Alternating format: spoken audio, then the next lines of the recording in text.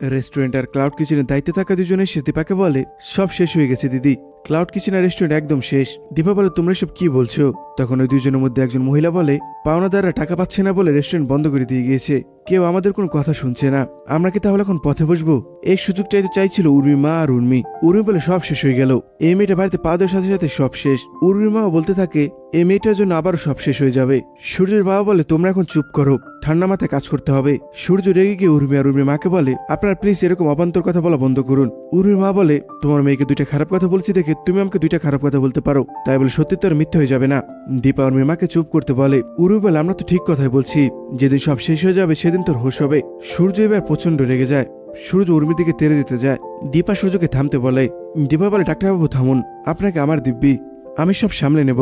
দীপার পর রেস্টুরেন্টের দায়িত্বে থাকা দুজনকে বলে, তোমরা যাও, আমি আসছি, কিচেন বন্ধ হবে না। উর্মি আবার দীপাকে বলে, আমি কি ভুল বলেছি? দীপা বলে, তুই কি ভুল বলেছিস জানিস? টাকা বাকি রয়েছে রূপাকে দেওয়ার জন্য নয়, এগুলো সব পুরনো হিসেব, বাচ্চাদের সামনে আমি এসব বলতে চাই না। সূর্য বলে, প্লিজ দীপা, সবার সামনে এটা বলো, সবার জানা দরকার এটা। দীপের পর সবটা বলে। দীপা বলে, এসব জয়ের কাজ, জয়ের জন্য এত টাকা বাকি রয়েছে। এটা শুনে যেন উর্মি আর উর্মিমা আকাশ থেকে পড়ে। উর্মি কিছুই বলে না, উর্মি রেগে রুমের দিকে যায়। উর্মি পিছিয়ে পিছিয়ে উর্মি মাও যায়। সোনা সূর্যকে বলে, বাবা অনেক উত্তেজনা হয়েছে, তুমি এখন তোমার রুমে চলো। সোনার সাথে সাথে দীপাও বলে, ডাক্তারবাবু এবার আপনার রেস্ট করা দরকার, আমি এদিকে বাকি কাজ দেখছি। সূর্যের বাবা মন খারাপ করে বলে, এই সংসারে ঝামেলা কোনোদিন মিটবে না, সবাই সবার মতো চলে যায়, শুধুমাত্র রূপা দাঁড়িয়ে থাকে। রূপা আবার উর্মি বলা কথাগুলো ভাবে। রূপা বলে, তার মানে কি কাকে ঠিক বলেছে? আমার জন্য কি সংসারটা আবার ভাঙতে শুরু করলো? তাহলে তো আমার এখানে আসা উচিত হয়নি, আমি থাকবো না এখানে। এবার রূপা আবার বাড়ি থেকে বেরিয়ে যায়। সূর্য সোনাকে বলে, তুই আমাকে রুমে কেন নিয়ে আসলি? সোনা সূর্যকে বলে, বাবা তুমি একটু শান্ত হও। সূর্য বলে, আমার এখন শান্ত হয়ে বসে থাকার সময় নেই, আমার পরিবারের জন্য কিছু একটা করতে হবে, আমি এখানে বসে থাকতে পারবো না। সোনা বলে, মা তো গেছে সব ঠিক করার জন্য, তুমি একটু শান্ত হয়ে বসো। সোনা সূর্যকে সামলানোর চেষ্টা করে, কিন্তু সূর্য কোনো কথাই শুনতে চায় না। সূর্য বেরোতে যাবে, দীপ সূর্যকে বলে, বাবা সব টাকা নিয়ে নিয়েছে তাই না? বড় মা যেমন সব টাকা নিয়ে নিয়েছে। সূর্য বলে, সব টাকা না জেনে বাবাকে দোষারোপ করো না, আর তোমার বড় মানা তোমাকে বলেছে বড়দের বিষয়ে কথা না বলতে। দীপ আর কিছু বলে না, দীপ চুপ করে যায়। সূর্য আবার বলে, যাই হোক তোমার বড় মা গেছে, দেখা যাক কি হয়, তা না হলে তোমাকে আমি একটা কাজ দেব। দীপ বলে, কি কাজ? সূর্য বলে, একটা চেক সাইন করে দেবো, তুমি ব্যাংকে গিয়ে টাকা উঠিয়ে আনবে। সোনা বলে, টাকা কোথায়? যে টাকা ছিল গত মাসে না তুমি কাকাইকে দিয়ে দিলে, তুমি তো কারো কাছ থেকে টাকা নাও না, কত জায়গায় থেকে তোমাকে টাকা দিতে চেয়েছে, এরকম হটকারিতা করে লাভ নেই, মা আসুক তারপর দেখা যাবে। সূর্যের এবার রূপার কথা খেয়াল হয়। সূর্য সোনাকে বলে, আচ্ছা রূপা কোথায়? রূপাকে একটু ডাকো। তখন ছোট লাবণ্য জানলা দিয়ে দেখে বলে, ওই তো সিলভার দিদি চলে যাচ্ছে। সূর্য বলে, কি কে চলে যাচ্ছে? ছোট লাবণ্য বলে, সিলভার দিদি। সোনা জানলার কাছে এসে দেখে, সোনা দেখে বলে, হ্যাঁ তাই তো, পাতামি চলে যাচ্ছে। সূর্য আবার উত্তেজিত হয়ে যায়। সোনা বলে, বাবা তুমি উত্তেজিত হও না, আমি দেখছি কি হয়েছে। সূর্য বলে, রূপা আবার না বলে কোথায় গেল? ওইদিকে দীপা রেস্টুরেন্টে পৌঁছে দেখে পাওনাদার লোকেরা সব ভাঙচুর করছে। দীপা বলে, প্লিজ আপনারা আমার কথা শুনুন। তখন যে টাকা পায় সে দীপাকে বলে, আপনার কি কথা শুনবো? গত 2 বছরে আমি কোনো পেমেন্ট পাইনি, আমার হিসাবটা একটু চেক করে দেখুন। দীপা বলে, আমি জানি, আমি বুঝতে পারছি এটা। পাওনাদার বলে, জেনেও কি করেছেন? টাকা কি শোধ করেছেন? খাতাটা চেক করে দেখুন, 8,70,000 টাকা বাকি রয়েছে। এটা শুনে যেন দীপা আকাশ থেকে পড়ে। দীপা বলে, এটা আপনি কি বলছেন? আপনারা তার মানে 2 বছরে একটা পেমেন্টও পাননি? কিন্তু আমি তো জয়কে সব টাকা দিয়েছি, মাসের পর মাস ওকে টাকা দিয়েছি, জয়কে আমি বিশ্বাস করে টাকা দিলাম, জয় এটা কি করলো? তখনই রূপা ওখানে আসে। রূপা শুনতে পাই দীপা বলছে, এখন আমি কি করব? আমি তো 10 লাখ টাকা আশ্রমে দিয়ে দিয়েছি, এরকম হলে তো আমি ওখান থেকে দিতে পারতাম।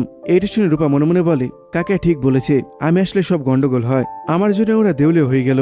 দীপা বুঝতে পারছেন এবার কি করবে। দীপা বলে, এবার আমি কি করব? তখন রেস্টুরেন্টের স্টাফ বলে, আপনি জয় স্যারকে কল করুন। দীপা বলে, হ্যাঁ আমি জয়কে কল করে দেখি। দীপা জয়কে কল করে, কিন্তু ফোন বন্ধ বলে। রূপা আবার ওই রেস্টুরেন্ট থেকে বেরিয়ে যায়। ওইদিকে সোনা যখন রূপাকে খোঁজার জন্য রাস্তায় বেরিয়ে আসে, তখন কৃষ্ণ গাড়ি ধাক্কায় সোনা পড়ে যায়। কৃষ্ণ সোনার সামনে গিয়ে বলে, সরি আমার ভুল হয়েছে। এটা বলে কৃষ্ণ সোনার হাত ধরে। কৃষ্ণকে প্রথম তাকাতে সোনার ভালো লেগে যায়। সোনা তাকিয়ে থাকে কৃষ্ণর দিকে। কৃষ্ণ বারবার সোনাকে ডাকে। কৃষ্ণ বলে, উঠুন। সোনা যেন কৃষ্ণ কোনো কথা শুনতে পাচ্ছে না। সোনা মুগ্ধ হয়ে কৃষ্ণর দিকে তাকিয়ে রয়েছে। সোনা উঠতে গিয়ে উঠতে পারে না, সোনার পা মুচকে গিয়েছে। এটা থেকে কৃষ্ণ বলে, আপনি হয়তো অনেক ব্যথা পেয়েছেন। এটা বলে কৃষ্ণ সোনাকে কোলে তুলে নেয়। কৃষ্ণ সোনাকে গাড়িতে তুলতে যাবে, তখন ওখানে রূপা আসে। রূপা কৃষ্ণ কোলে সোনাকে দেখে অবাক হয়। রূপা বলে, সোনা তোমার কি হয়েছে? কৃষ্ণ রূপাকে দেখে অবাক হয়। কৃষ্ণ বলে, রায় আপনি এখানে কি করছেন? আপনি কি মেয়েটাকে চিনেন? রূপা বলে, চিনি মানে, ও আমার বোন সোনা। রূপা আবার সোনাকে বলে, হিংসুকুটি তোমার কি হয়েছে? সোনা বলে, আমি বুঝতে পারছি না, আমি হয়তো দাঁড়াতে পারবো না। রূপা বলে, তাহলে তো তুমি অনেক ব্যথা পেয়েছো। কোন পায়ে ব্যথা পেয়েছো? সোনা বলে, ডান পায়ে ব্যথা পেয়েছি। রূপা বলে, তাহলে তুমি এক পায়ে দাঁড়াতে পারবে, চেষ্টা করে দেখো। সোনা এরপর কৃষ্ণের কোল থেকে নেমে দাঁড়ানোর চেষ্টা করে, কিন্তু সোনা আবার পড়ে যেতে যায়। তখন রূপা সোনাকে ধরে। আশেপাশে অনেক লোক জড়ো হয়ে গিয়েছে। তাদের মধ্যে থেকে একজন বলে, ছেলেটাকে মেয়েটাকে ধাক্কা মেরে কোনো দায় নিতে চাচ্ছে না, একেও পুলিশ ডাকো তো। তখন সোনা বলে, না না কিছু হয়নি আমার, পুলিশ ডাকতে হবে না। আপনারা এখন এখান থেকে যান। আশেপাশে জড়ো হওয়া লোকগুলোর পর চলে যায়। কৃষ্ণ আর রূপা মিলে সোনাকে একটা বেঞ্চে বসিয়ে দেয়। কৃষ্ণ সোনাকে বলে, আপনার এখন কেমন লাগছে? সোনা এই কথার উত্তর না দিয়ে কৃষ্ণকে জিজ্ঞেস করে, আচ্ছা আপনার নাম কি? কিন্তু কৃষ্ণ কোনো উত্তর দেয় না। রূপা বলে, নাম তো কৃষ্ণ। সোনা আবার জিজ্ঞেস করে, আপনি কোথায় থাকেন? এবার কৃষ্ণ উত্তর দেয় না, উত্তর দেয় রূপা। রূপা বলে, কোথায় থাকে সেটাও জানি না, মাঝে মধ্যে উদয় হন। কৃষ্ণই পর আবার সোনাকে বলে, আচ্ছা আপনি একটু চেষ্টা করে দেখুন তো আপনি হাঁটতে পারছেন কিনা। সোনা আবারও দাঁড়ানোর চেষ্টা করে, কিন্তু সোনা দাঁড়াতে পারে না। রূপা বলে, একটু দেখে চলবে তো। সোনা বলে, দেখে চলবো মানে কি? তোমাকে খুঁজতে গিয়ে তো আমার এমনটা হলো। তুমি এই শহরে আবার নতুন এসেছো, তোমাকে নিয়ে আমার চিন্তা হচ্ছিল। কৃষ্ণ বলে, একদম ঠিক কথা বলেছেন, আপনার বোন তো খালি পালিয়ে পালিয়ে বেড়ান। আমি তো আন্টির কথা শুনে এখানে আসলাম। রূপা কৃষ্ণকে বলে, আমরা যমজ বোন, আমাদের দুজনকে দেখতে আলাদা হলেও আমরা যমজ। কৃষ্ণ রূপাকে বলে, আচ্ছা আপনি ওই দিক থেকে কোথা থেকে আসলেন? রূপা বলে, আমি মায়ের কাছে গিয়েছিলাম, আমার জন্য মায়ের জীবনে আবার অশান্তি শুরু হয়েছে, এই মুখ নিয়ে আমি মার সামনে কিভাবে দাঁড়াবো? কৃষ্ণ রূপাকে বলে, আপনি শিওর তো আপনার জন্য সব হচ্ছে? আপনি শিওর হয়ে বলতে পারবেন আপনি আসার আগে সংসার এরকম ছিল না? আপনার বাবা মা অনেক সুখে ছিল। সোনা রূপাকে বলে, তুমি বাড়িতে থাকো আর নাই থাকো, এবারে সবাই তোমার। রূপা কৃষ্ণ রূপাকে বলে, দেখুন আপনি হয়তো এই পরিস্থিতিতে কিছু করতে পারবেন না, কিন্তু আপনি তো অন্তত আপনার মায়ের পাশে দাঁড়াতে পারেন। আপনি প্লিজ আর পালিয়ে বেড়াবেন না। আপনি যদি আবার এখান থেকে চলে যান, আপনার মা হয়তো সবকিছু ভুলে গিয়ে আবার আপনাকে খুঁজতে বেরোবে, তখন আবার অন্য সমস্যা শুরু হবে। আপনি প্লিজ আপনার মায়ের পাশে দাঁড়ান। আমি হয়তো আপনাকে একটু বেশি কথা বলে ফেলেছি, কিন্তু আপনি প্লিজ দীপান্টির পাশে দাঁড়ান। আর এদিকে আপনার বোনেরও লেগেছে, তাকে নিয়ে হসপিটাল যেতে হবে, আপনি প্লিজ গিয়ে আপনার মায়ের পাশে দাঁড়ান, উনি হয়তো আপনাকে তার পাশে দেখে খুব খুশি হবেন। কৃষ্ণের পর সোনাকে বলে, আপনার হয়তো অসুবিধা নেই আমার সাথে গেলে। সোনা কিছু বলে না, সোনা লজ্জা পেয়ে মাথা নিচু করে। কৃষ্ণ আবার রূপাকে গিয়ে বলে, আপনি এবার যান, আপনার মায়ের পাশে দাঁড়ান। রূপার পর ওখান থেকে চলে যায়। কৃষ্ণের পর সোনাকে বলে, চলুন আপনাকে নিয়ে ক্লিনিকে যাই। সোনা হাত বাড়িয়ে দিয়ে বলে, আমার হাতে একটু ধরবেন? কৃষ্ণের পর সোনাকে ধরে নিয়ে গিয়ে গাড়িতে বসায়। এইদিকে সূর্য তো অনেক টেনশন করছে। ছোট লাবণ্য সূর্যকে বলে, তুমি এত টেনশন করো না তো, সব ঠিক হয়ে যাবে। তখন এই দীপেশ সূর্যকে বলে, যেটা তুমি টেনশন করো না, সোনাদিদি ফোন করেছিল, সোনাদিদি ঠিক আছে। সূর্য বলে, রূপা কোথায়? দীপ বলে, রূপা দিদি বর্মার কাছে রয়েছে। সূর্যের পর দীপকে বলে, ওইখানে আমার ল্যাপটপটা ছোটা নিয়ে আসো। দীপ যায় সূর্য ল্যাপটপ আনতে। ছোট লাবণ্য সূর্যকে বলে, এবার শান্তি হয়েছে তো? সূর্য মুখে হাসি এনে বলে, হ্যাঁ শান্তি হয়েছে। দীপ সূর্যকে তার ল্যাপটপ দেয়। দীপ জিজ্ঞেস করে, এবার কি করবে? সূর্য বলে, অ্যাকাউন্টটা চেক করতে হবে। সূর্য অ্যাকাউন্ট চেক করে দেখে বেশি টাকা নেই। সূর্য বলে, সোনা ঠিক কথা বলেছিল, অ্যাকাউন্টে যা টাকা রয়েছে তা না থাকার মতোই। দীপ বলে, আমি বুঝতে পারছি না বাবা এতগুলো টাকা কি করলো। ছোট লাবণ্য বলে, আমার মনে চকলেট কিনে, টয় কিনে, আমার যদি অনেক টাকা হতো তাহলে আমি রিমোট কন্ট্রোল গাড়ি কিনতাম, কিন্তু আমার ডল ভালো লাগে না। সূর্য এটা শুনে লাবণ্যের জন্য কিছু খেলা নিয়ে আসে। সূর্য লাবণ্যকে একটা রিমোট কন্ট্রোল গাড়ি দেয়। লাবণ্য গাড়িটা পেয়ে অনেক খুশি হয়। দীপ জিজ্ঞেস করে, এটা বুঝি সোনা দিদির? সূর্য বলে, বলতে পারে শুধু দুই বোনের, কিন্তু রূপার এসব নিয়ে খেলার সৌভাগ্য হয়নি। লাবণ্য সূর্যকে বলে, তুমি অনেক ভালো ছেলে। সূর্য লাবণ্যকে বলে, এখানে তোমার দিদিদের কিছু কাপড় রয়েছে, তোমার যেটা পছন্দ তুমি সেটা বেছে নাও, কাল থেকে তো এই শাড়ি পরে রয়েছে। লাবণ্য বলে, ভালোই হলো, আমি কোনো জামা আনিনি, এখান থেকে একটা পরে নেব। সূর্য বলে, একটা কেন, তুমি চলে সবগুলো নিতে পারো। লাবণ্যের পর দুইটা জামা বেছে নেয়। সূর্য বলে, তোমাকে আমি এরকম আরো জামা কিনে দেবো, গাড়ি কিনে দেবো, কিন্তু তুমি এখন আমাকে একটা কাজ করে দাও, নিচে যে আন্টি রয়েছে তাকে গিয়ে বলবো আমাকে এক কাপ কফি দিতে। লাবণ্য বলে, আন্টি মানে পচা দিদা? সূর্য বলে, বড়দিন এসব বলতে নেই, আর কখনো বলবে না। সূর্যের পর ব্যাংকে ফোন করে লোন নেওয়ার জন্য, কিন্তু ব্যাংকের ম্যানেজার বলে, আমাকে একটু চেক করে দেখতে হবে, কারণ আপনার অ্যাকাউন্টে তো সেভাবে টাকা জমা হয়নি। সূর্য বুঝতে পারে এক্ষেত্রে টাকা পাওয়া যাবে না। সূর্য ফোন কেটে দেয়। সূর্য বলে, এভাবে টাকাটা পাওয়া যাবে না, পরিবার টাকা আমি এভাবে ভেসে যেতে দিতে পারি না। দীপ বলে, তুমি তাহলে কি করবে?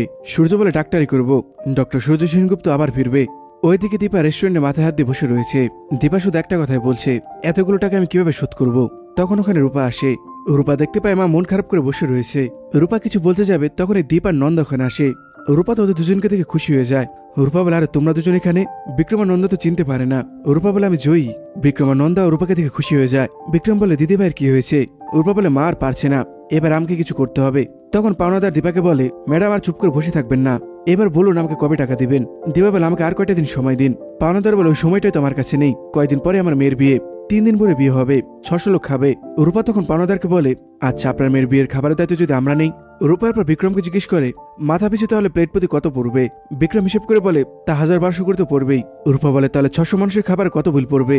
তখনই কৃষ্ণ এসে বলে, 7,20,000 টাকা পড়বে। রূপা বলে, এভাবে আমরা 7,20,000 টাকা শোধ করে দেবো, আর বাকি টাকা না হয় পরে ওইভাবে দেওয়া যাবে। বিক্রম পাওনাদারকে বলে, আপনি তো এটা মানেন আমাদের রেস্টুরেন্টের খাবার বাকি সব রেস্টুরেন্ট থেকে অনেক ভালো। পাওনাদার বলে, দেখুন 7 দিন পর আমার মেয়ের বিয়ে, আপনারা কি এটা করতে পারবেন? দীপা রূপাকে বলে, রূপা তুই সব কি বলছিস? রূপা বলে, আমরা পারবো, আমরা ঠিক ম্যানেজ করে নেব। পাওনাদার এই কথা রাজি হয়ে যায়। পাওনাদার বলে, তারপর কিছু টাকা বাকি রয়েছে। দীপা বলে, ওই টাকা আমি শোধ করে দেবো। পাওনাদার বলে, তাহলে সবাই সাক্ষী রইল। এটা বলে পাওনাদাররা চলে যায়। নন্দা দীপাকে বলে, দীপা 600 লোকের মানুষের মাংস হইতে হবে লাখ টাকার উপরে, এরপর আবার মাছও রয়েছে আর বাকি জিনিস রয়েছে, এটা তো অনেক টাকার ব্যাপার। দীপা বলে আমার মেয়ে যখন জোর দিয়ে বলেছে তাহলে একটা ব্যবস্থা হবে, আর এছাড়া তো আমাদের কিছু না কিছু করতেই হতো। দীপা রূপাকে নিয়ে কথা বলছে দেখে সোনার মন একটু খারাপ হয়। দীপা আবার বলে এই বিপদ থেকে আমাদের বেরোতে হবে। দীপা এরপর বাকি সবাইদের বলে রেস্টুরেন্টে সবকিছু ছড়িয়ে ছিটিয়ে রয়েছে, ওগুলো আমাদের গুছাতে হবে। রূপা মনে মনে বলে ঠাকুর তুমি একটু দেখো, এ টাকা আমাকে যে করে হোক জোগাড় করতে হবে, আমি যেন ওদের কাজে লাগি।